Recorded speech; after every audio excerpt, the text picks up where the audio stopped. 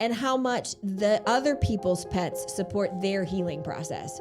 And so what would you say to maybe other nonprofits or organizations that haven't, overcome that hurdle yet, and maybe it's time? What would you say to them? Yeah, I think just that, right? Like, how do we continue to listen to what survivors are telling us that they need, and then how do we create the spaces that we can provide that? And that's something in our agency in particular that we really pride ourselves on is that we try to be as innovative as possible, that when survivors are telling us that they need something, that it's our responsibility to try to figure out how do we help create processes that support whatever that need is. And so I think you're right. It's a huge barrier to leaving, knowing that I have to leave that animal behind. So how do we no longer put survivors in a position where they have to make that decision, to make that really hard decision, and that it's doable. I mean, it's doable. I'll be honest, it's a little crazy in shelter sometimes when you have 5 dogs and 2 cats and a bird and kids and all of that kind of stuff. But it's doable. It's okay, right? Like we can figure it out.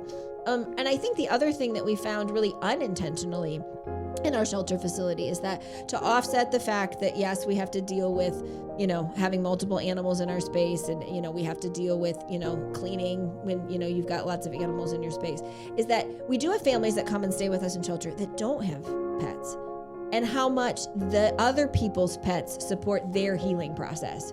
Right? So like I move in with my son and he loves to play with the neighbor's dog, right? Like that there's a space in there where we create this community that, to me, sometimes in knowing that people are going through something that is so horrible, but yet can be so beautiful at the same time, when we watch people come together and heal together.